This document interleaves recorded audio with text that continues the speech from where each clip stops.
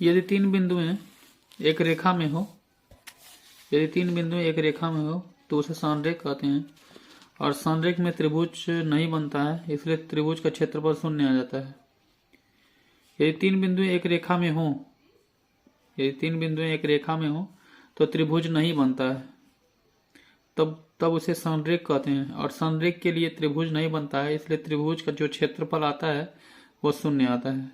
तो जब भी तीन बिंदु संरेख हो तो त्रिभुज का क्षेत्रफल हमेशा शून्य आता है। यानी हम ये कह सकते हैं कि संरेख के लिए त्रिभुज का क्षेत्रफल बराबर 0। और यदि तीनों बिंदुएं संरेख नहीं है तो तीनों बिंदुएं अलग अलग डायरेक्शन में होंगी। और अलग अलग डायरेक्शन में होने का मतलब है तीन बिंदुओं को मिलाने वाली जो रेखा को मिलाएंगे, तीन बिंदुओं को जब भी मिलाएंगे तो एक त्रिभुज बनेगा। यानी तीन बिंदुओं को मिलाने से एक त्रिभुज बनेगा, जिससे तीन कहते हैं तीन बिंदुओं से बनने वाले त्रिभुज, यानी तीन भुजाओं से घिरी हुई आकृति त्रिभुज कहलाती है। यानी तीन बिंदुओं से बनने वाले आकृति को त्रिभुज कहेंगे, या तीन भुजाओं से घिरी आकृति को त्रिभुज कहेंगे, या तीन कोणों से बनी हुई आकृति को त्रिभुज कहेंगे। तो यहाँ पे तीन बिंदु हमने लिया है, एक बिंदु, दो बिंदु, तीन बिंदु। इन तीनों बिंदुओं से होकर जाने वाली रेखा का समीकरण हम लिखने वाले हैं। तो तीन बिंदुओं से होकर जाने वाली रेखा का समीकरण, त्रिभुज का क्षेत्रफल बराबर 1/2।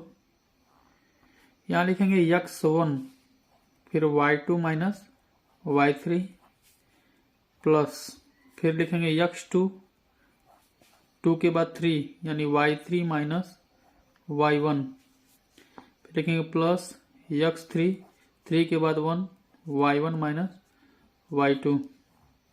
यहाँ पे एक चक्री क्रम होता है।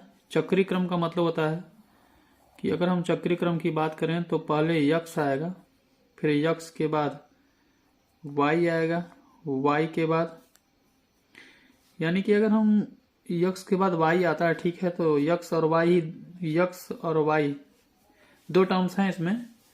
लेकिन अगर हम बात करें कि 1 के बाद 2 आएगा, 2 के बाद 3 आएगा, तो यहाँ पे देखिए पहले 1 आएगा, उसके बाद 2 आएगा, फिर उसके बाद 3 आएगा, 3 के बाद फिर 1 आएगा, यानी 1 2 3, 3 के बाद 1, 3 के बाद 2 नहीं, 3 के बाद 1। ये चक्री क्रम होता है, 1 के बाद 2, 2 के बाद 3, 3 के बाद 1।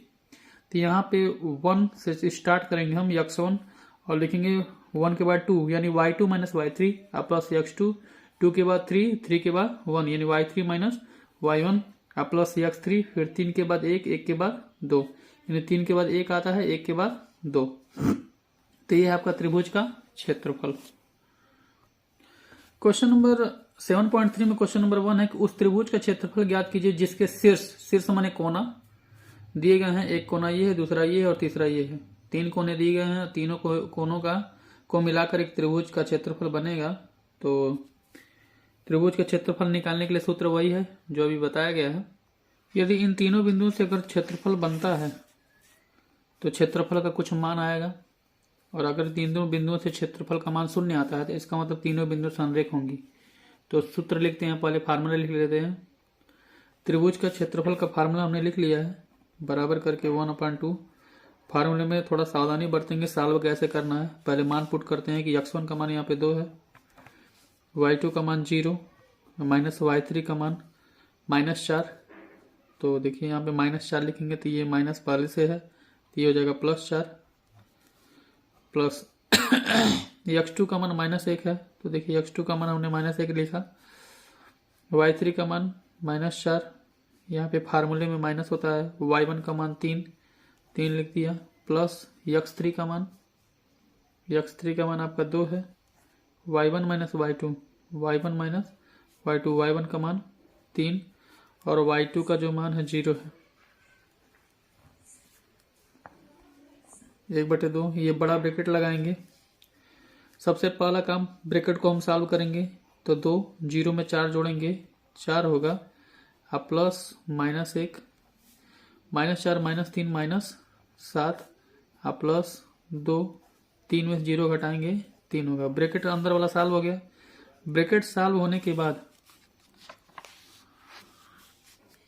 यानी कि हमने देखिए क्या किया है, 4 में 0 जोड़ा है 4 हुआ, और यहाँ पे इसको उतार दिए, -4 -3 -7, और यहाँ पे +2, 3 में 0 घटाएंगे 3 होगा। अब देखिए यहाँ पे अब गुणा करना है, तो देखिए भाई x1 और इस ब्रैकेट के बीच में यहाँ पे गुणा है, यहाँ पे प्लस चिन्ह नहीं है, इनके और इनके बीच में गुणा का चिन्ह है। x2 और इस ब्रैकेट के बाहर जो चिन्ह है यहाँ पे गुणा है, और x3 और इनके बीच में जो चिन्ह है गुणा है। तो सबसे पहले हमने ब्रैकेट सॉल्व किया। अब ब्रैकेट में क्या करेंगे कि जोड़ेंगे नहीं, पहले हम गुणा कर लेंगे, गुणा करने के बाद जोड़ेंगे। तो 4 दूना 8 हो जाएगा ये, और उसके बाद माइनस और माइनस का यहाँ पे गुणा होगा तो प्लस होगा, और 7 एकम 7, तो यहाँ पे धन है तो धन 7 हो जाएगा, और यहाँ धन 2 तिहाई 6, 1/2, 8 7 15, 15 6 21, और यहाँ पे 21 का 1 में गुणा होगा तो हो जाएगा 21/2। यहाँ पे देखिए त्रिभुज का क्षेत्रफल निकल गया, और त्रिभुज के क्षेत्रफल का मात्रक लिखेंगे, तो क्षेत्रफल का मात्रक जब भी लिखते हैं वर्ग में होगा, क्षेत्रफल का जो यूनिट होगा यूनिट का वर्ग यानी मात्रक का वर्ग होगा। ये देखिए क्वेश्चन नंबर 2 है, निर्देशांक तीनों दिए गए हैं, और हमने क्या किया, नाम लिख लिया इसका, x1 y1 x2 y2 x3 y3, और त्रिभुज का क्षेत्रफल निकालना है तो फार्मूला हमने लिख लिया 1/2 x1, 1 के बाद 2 3, और फिर यहाँ पे x2, 2 के बाद 3, फिर 1, और उसके बाद देखिए यहाँ x1 यहाँ x2 यहाँ x3 लिया गया 3 के हिसाब से, 3 के बाद 1, 1 के बाद, तो यहाँ पे फार्मूला हम लिख लेते हैं।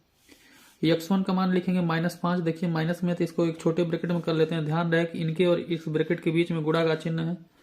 और y2 का जो मान है यहाँ पे -5, फार्मूले में माइनस, y3 का मान 2 प्लस x2 का मान 3, y3 का मान 2 माइनस y1 का मान -1 है तो यहाँ हो जाएगा +1, प्लस x3 का मान 5, y1 का मान -1, y2 का मान -5, तो -5 लिखेंगे तो यहाँ हो जाएगा +5। बिल्कुल पहले की तरह ही क्वेश्चन को सॉल्व करेंगे। ये -5 है, इसको ऐसे रहने दीजिए। -5 में से -2 घटाएंगे, तो -5 में से -2 घटाएंगे, दोनों समान चिन्ह के हैं तो जुड़ जाएंगे, -5 -2 -7 हो जाएगा, प्लस ये 3 है, ये हो जाएगा 2 1, 3 समान चिन्ह वाले जुड़ जाते हैं, यहाँ प्लस ये देखिए विपरीत चिन्ह वाले घटते हैं, तो 5 में से 1 घटेगा 4, बराबर 1/2 ऋण। अब देखिए ऋण 5 के गुणा ऋण 7 में करें, ऋण ऋण धन होगा, 5 7 35, और प्लस 3 त्रिका 9, और 5 चौके 20, तो 1/2।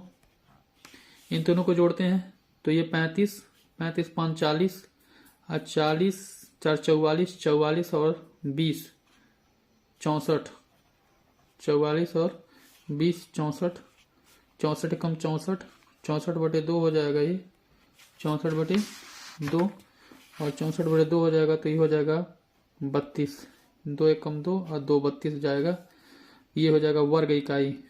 तो इसको ऐसे भी लिख सकते हैं, वर्ग इकाई या इकाई का वर्ग, इकाई का वर्ग, ये हो सकता है। तो इस प्रकार हम त्रिभुज के क्षेत्रफल निकाल लेते हैं।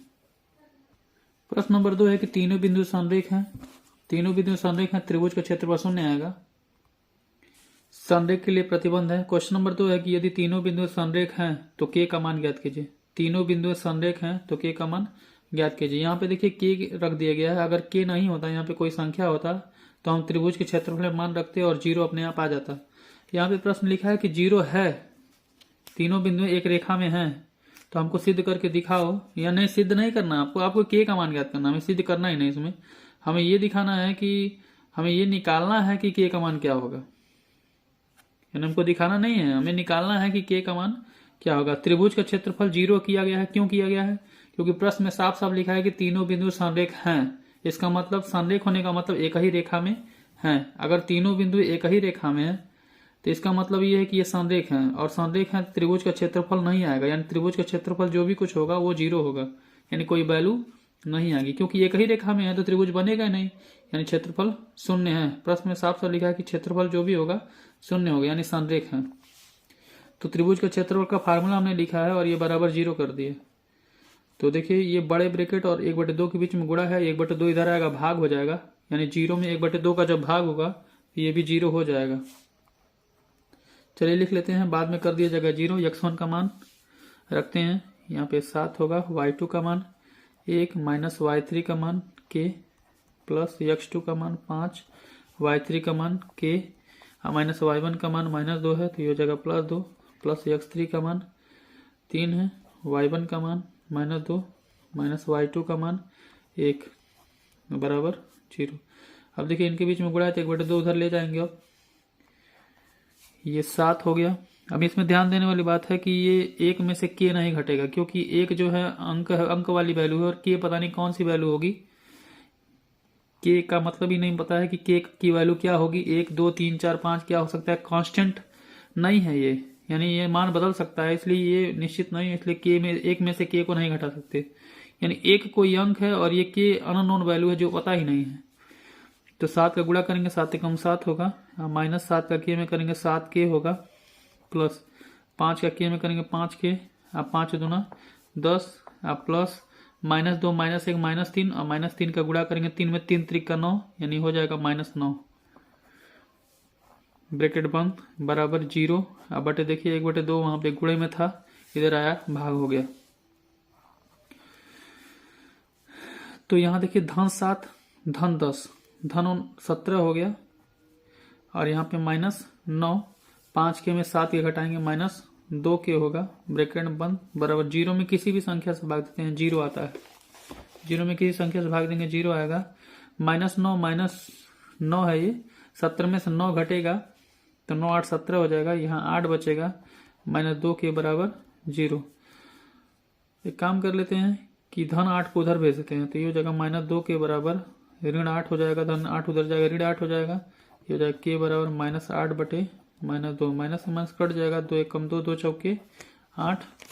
तो इस प्रकार हमें मिल जाएगा k बराबर 4, इस प्रकार में प्राप्त हो जाएगा k बराबर 4। यानी यही k के जगह पे अगर 4 लिख दिए होते तो हमारा जो त्रिभुज का क्षेत्रफल आया होता सॉल्व करके वो सीधे सीधे 0 आ जाता है। तो यहाँ पे क्या किया जाता है कि एक वैल्यू हटा करके वहां पे k रख दिया जाता है और कहा जाता है कि सिद्ध करके दिखाओ कि ये तीनों बिंदु संरेख हैं। ऐसा भी हो जाता है कि दिखाना पड़ता है कि तीनों बिंदु संरेख है, त्रिभुज के क्षेत्रफल का मान 0 आ जाता है। अब यहाँ पे साफ साफ कहा गया कि तीनों बिंदु संरेख हैं, पहले से संरेख हैं, तो k का मान निकालो। ये वेरी इंपॉर्टेंट क्वेश्चन एग्जाम के दृष्टि से, बोर्ड एग्जाम में ज्यादातर यही सब क्वेश्चन आते हैं। मिलते हैं फ्रेंड्स नेक्स्ट वीडियो में, तब तक के लिए गुड बाय।